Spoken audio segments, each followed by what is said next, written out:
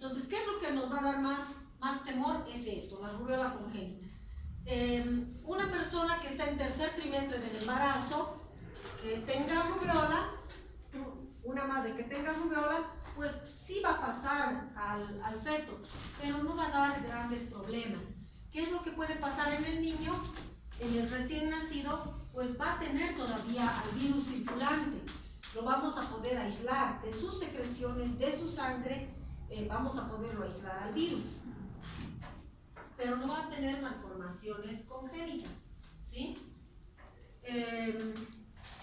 Bueno, no, esto es la gravedad, ¿no? En las primeras 8 semanas del embarazo tenemos 50-80% de probabilidades en que, aparte de que sí o sí hay infección, va a haber malformaciones, puede haber muerte del embrión. Ya de las 9 a las 16 tenemos menos probabilidad de infección, pero todavía hay probabilidad de malformaciones. ¿Qué es lo que se termina de formar al final? Hasta la semana 8 es la mayoría de los órganos. Y luego,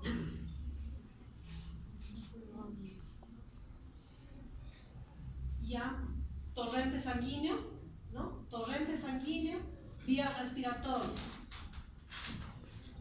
Entonces, defectos puede ser cualquiera, depende en qué semana se produzca la infección. Entonces, ¿qué es lo que se ha visto? Se han visto defectos en el corazón, se ha visto ceguera, glaucoma, cataratas, sordera. ¿Qué más? El virus, órgano en el que se asienta, órgano en el que limita su crecimiento, ¿sí? Entonces, si el virus va y se asienta en hígado, en corazón, en cerebro, pues esos órganos van a tener menos cantidad de células, ¿sí? El retardo del crecimiento es en general, o sea, el producto va a salir mucho más pequeño, pero sus órganos, los órganos que han sido afectados por el virus, también van a salir más pequeños, y por eso es que ese bebé puede ser que no sobreviva mucho tiempo, porque va a tener problemas o de hígado o de corazón, ¿sí? Dependiendo de dónde esté el virus.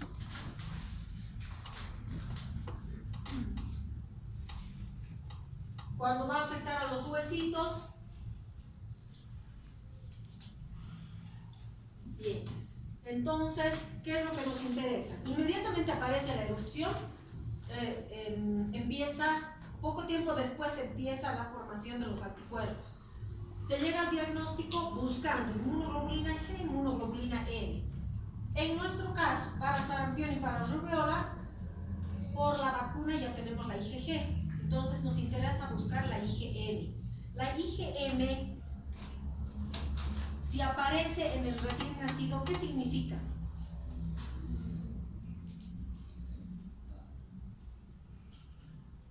Que está infectado. Y si aparece la IgG,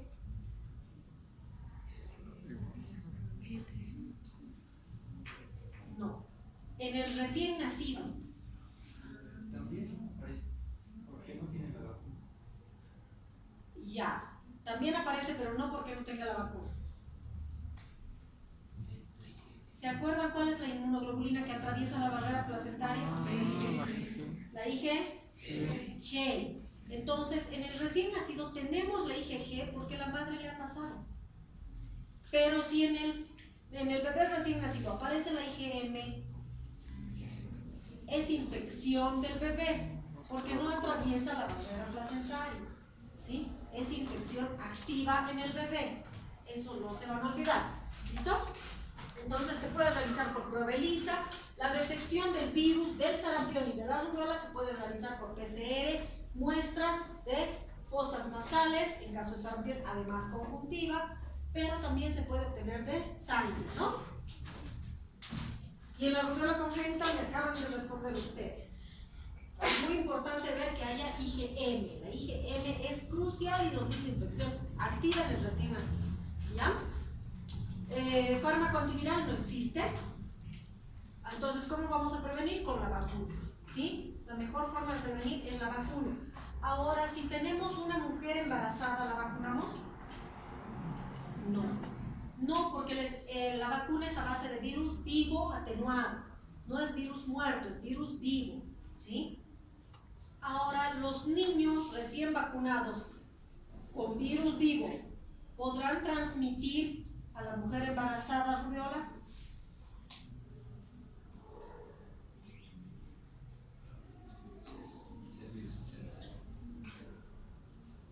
No. Una vez que uno recibe la vacuna, el virus ingresa por sangre, ingresa, va a llegar a la sangre y empieza a multiplicarse lentamente hasta formar, o sea, estimula, ¿no?, linfocitos C, hasta formar todo nuestro sistema de defensa, que ya es de por vida, ¿sí? Produce una inmunidad de por vida. En ese momento en que ingresa y se está multiplicando el virus, no hay transmisión a la mujer embarazada ni a su entorno, porque no vuelve a salir por la vía respiratoria, ¿sí? O sea, el virus está ahí, está vivo y sí se está multiplicando, pero no sale por vía respiratoria, ¿está bien? Entonces, no aplicarse a personas inmunosuprimidas o embarazadas. No requiere tratamientos, en realidad no requiere, porque es una infección muy leve, ¿ya? La vacuna puede producir dolores articulares y dolores musculares, aunque es poco frecuente. ¿Y qué más? Nada más, la vacuna es un virus atenuado, como habíamos visto. La parte epidemiológica, que es lo que me interesa que ustedes sepan, el periodo de incubación, ¿cuánto era en el caso del sarampión? Hasta 12 días. Bueno, en este caso tenemos de 14 a 21 días, ese es el periodo de incubación. Lo terrible es que, igual que en el sarampión, durante el periodo de incubación ya se está transmitiendo. La transmisión se produce antes de que aparezcan todos los síntomas, y más bien no tenemos grandes epidemias a partir de la creación de la vacuna. Este es un cuadrito un poco para ver la diferencia entre sarampión y rubiola, que si lo ampliamos hay muchas otras eruptivas también en el mismo cuadro, que es importante. No hay conjuntivitis, no hay tos. ¿Qué más les decía? La coriza es el enrojecimiento del área perinasal, ¿sí? Y alrededor de los ojos, que tampoco hay. Ganglios, les decía que sí hay en la rubiola, pero no hay en el sarampión, adenopatía regional. ¿Qué más? Aborto puede haber en ambos casos, pero malformaciones solo en rubiola. En sarampión puede morir el embrión o el feto, ¿sí?, pero no hay malformaciones. ¿Qué más es importante? ¿Tienen alguna duda? ¿Hasta aquí ninguna?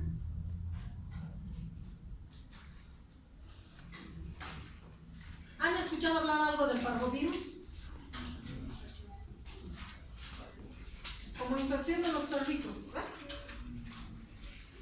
El parvovirus B19, el parvovirus canino, que es el que produce moquillo en los perritos y los mata directamente. Bueno, vamos a ver la parte de transmisión al hombre, la parte que nos interesa. Pertenece a la familia Parvoviridae, género Parvovirinae, es un virus de los animales, ¿sí? Está compuesto por dos subfamilias, pero esta familia Parvovirinae es la que puede afectar al hombre y es la que ataca también a los animales vertebrados. El otro género no lo vamos a tratar y está dirigido a insectos. El género de nuestro parvovirus, el que vamos a ver hoy, es eritrovirus, descrito en 1974. Este sí tiene muchísimas diferencias con los otros dos virus que habíamos visto. El genoma es DNA, es una cadena lineal y simple. El genoma, es decir, lo que está, o la nucleocápside, lo que está envolviendo al genoma, es de forma icosaédrica, como observan ahí. A diferencia de nosotros, este no tiene envoltura, ¿sí?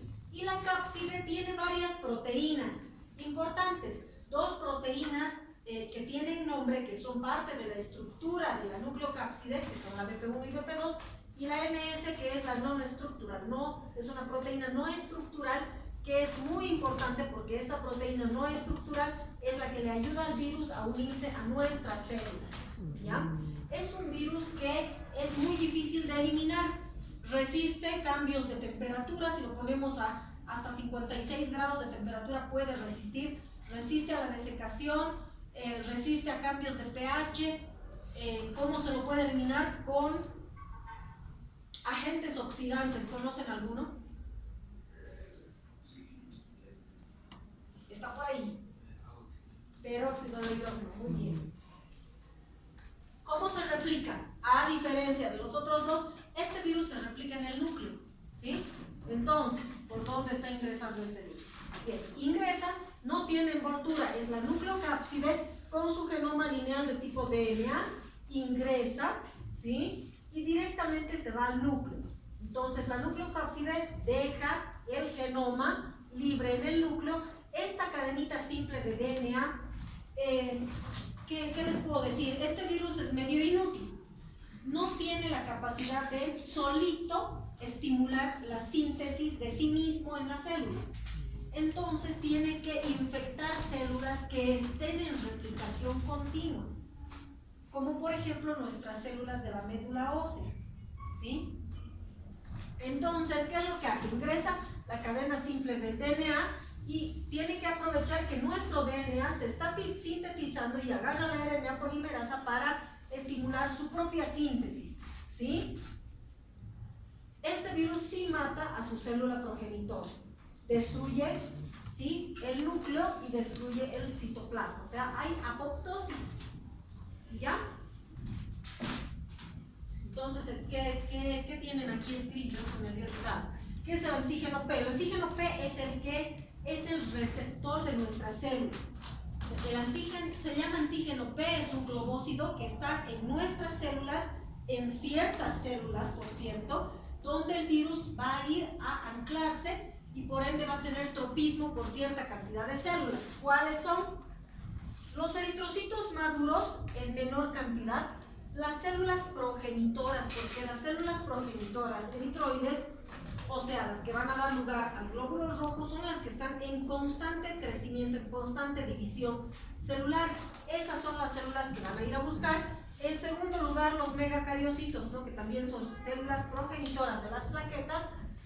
En menor proporción, células endoteliales, o sea que ya saben que también puede afectar a vasos sanguíneos. Placenta, ¿sí?, puede desarrollar en placenta. Y bueno, corazón e hígado fetales, que tienen células que están en maduración constante por el tipo de células que tienen. Entonces, ¿qué es lo que sucede aquí? Ustedes ven que, bueno, esta es la eritropoiesis, ¿no? Desde la médula ósea hasta que llega a ser un eritrocito. Bueno, pues en medio de esto ingresa el virus y se ancla al antígeno P o globócido y produce la muerte de esta célula. Y en consecuencia, ¿qué va a haber? Ausencia de glóbulos rojos, ¿sí?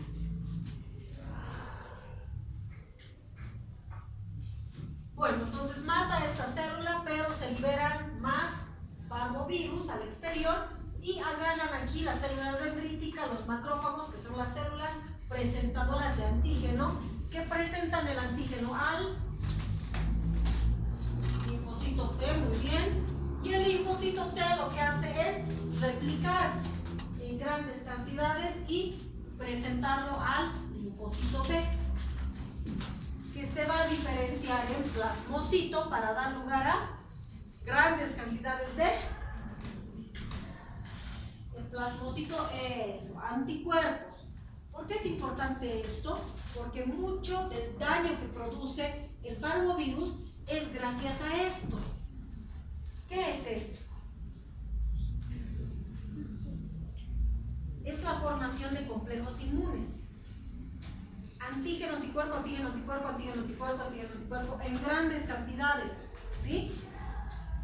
Hay grandes cantidades de virus que se han ido liberando acá y mientras tanto se están diferenciando los plasmocitos y están liberando anticuerpos y eso va a dar lugar a complejos inmunes circulantes, o sea, grandes uniones de antígeno-anticuerpo. Transmisión por vía respiratoria o también puede ser por fomites, por objetos. Vía parenteral también puede ser. ¿Cómo podría pasar por vía parenteral? Transfusiones. Transfusión sanguínea, y como es un virus resistente, como les digo, al cambio de pH y de temperatura, incluso resiste al tratamiento que se le hace a los paquetes de plaquetas, ¿sí? O crioderivados que se van a transfundir a los pacientes.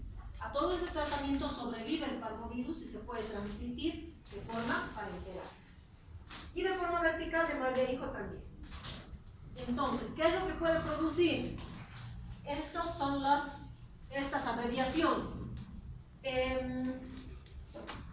A pesar de lo terrible que se oiga, el 70% de los adultos, nosotros, ya tenemos al parvovirus, o sea, ya hemos tomado contacto con el parvovirus, por si acaso, ¿ya?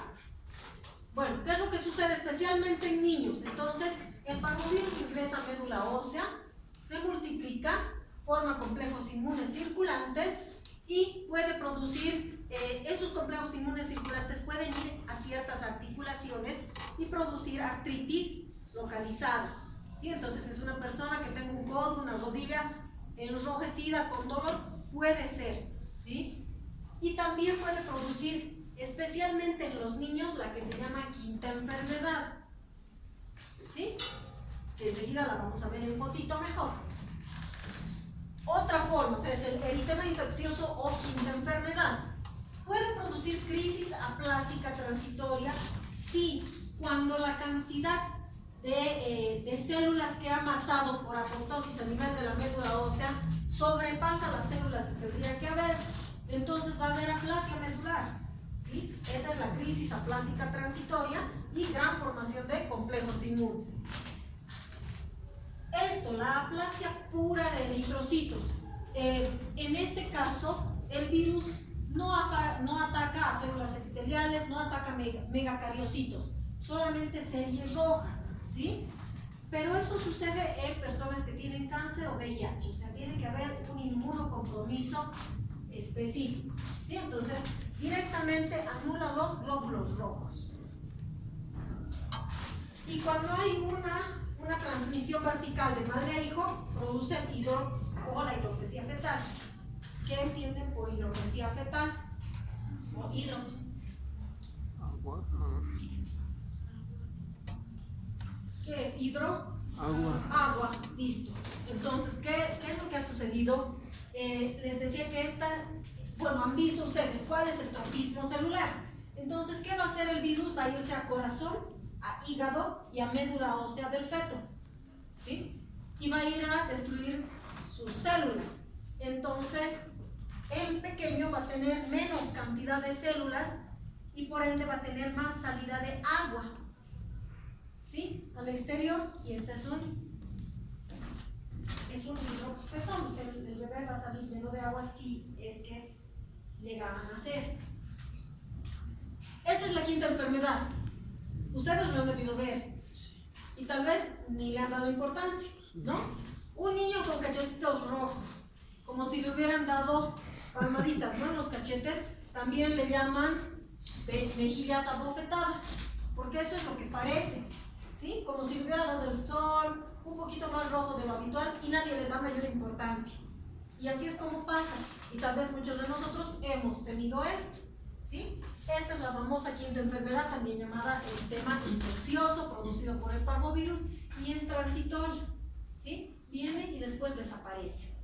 Entonces, periodo de incubación, si es que han tenido contacto estos niños con otros niños con el virus o han compartido juguetes, objetos que se han llevado a la boca, pues entonces ya tienen al virus.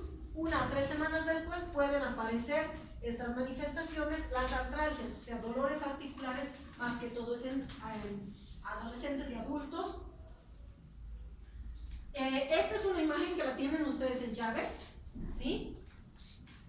Donde, a ver, ¿qué es lo interesante aquí? Si nos vamos a la parte de... Primero nos vamos a la parte de abajo. Ya. Entonces aquí se ha tomado contacto en el día 0 con el virus y esta que es la línea verde es la replicación viral, ¿sí? La línea lila aparecen los anticuerpos IgM contra el virus y bastante tiempo después, miren, 12 días después, recién empiezan a aparecer, pero no son detectables todavía los anticuerpos IgG, ¿sí? Eso es importante para hacer el diagnóstico. Ahora vámonos a la línea de arriba. ¿Qué es lo que está sucediendo? El porcentaje de reticulocitos. Ya saben qué es un reticulocito. Porcentaje de reticulocitos normales. ¿Cuánto ha disminuido? A medida que el virus ha ido replicándose, los reticulocitos rápidamente han bajado. Fíjense, ¿sí? Y paralelamente empieza fiebre, malestar general y dolores musculares. Puede no haber nada más. Y la línea continua es el nivel de plaquetas. Los más afectados son los glóbulos rojos. No en todos los casos se afectan las plaquetas. Y bueno, una vez que termina o una vez que pasa la replicación, que disminuye la replicación viral, recién empieza el exantema y los dolores articulares. Entonces, en ese momento hacer algo, pues ya está un poquito por demás, ¿eh? ¿Qué es importante? Distribución mundial, o sea, está en todo lado. Primo infección, 10% en los primeros 5 años. Los niños hemos tenido contacto, el 10% de nosotros, 70% hasta los 15 años. ¿Sí? La transmisión es en grupos. ¿Por qué es importante en personal de salud? O sea, ¿por qué es importante que ustedes sepan eso?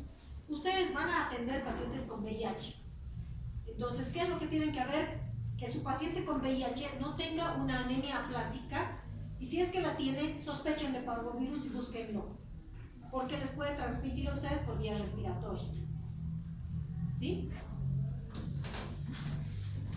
Creo que nada más. Bueno, detección IgM, se puede solicitar IgM contra parvovirus B19, que es el específico, y se puede hacer la detección del DNA mediante PCR, igual que los otros dos. Tratamiento no existe, bueno, la vacuna es solamente para animales, por si acaso, la que existe contra el parvovirus, y las normas de bioseguridad nos ayudan muchísimo a evitar la transmisión en personal de salud en los hospitales. Creo que ahora sí. ¿Tienen alguna pregunta?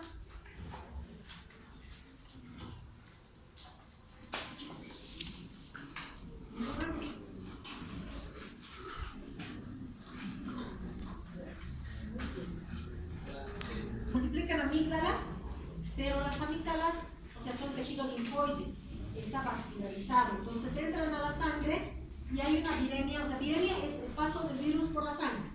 Entonces, pasa el virus y los primeros órganos que va a ir a dañar generalmente son los pulmones. ¿Sí? Después de la viremia primaria va a los pulmones, vía respiratoria, alvéolos pulmonares. Los alvéolos también están muy vascularizados, ¿no? Los capilares. Entonces, de ahí otra vez pasa el torrente sanguíneo. Este virus tiene la capacidad de hacer esta viremia secundaria, pero mientras tanto hay más virus, o sea que necesita un impulso en el número de virus.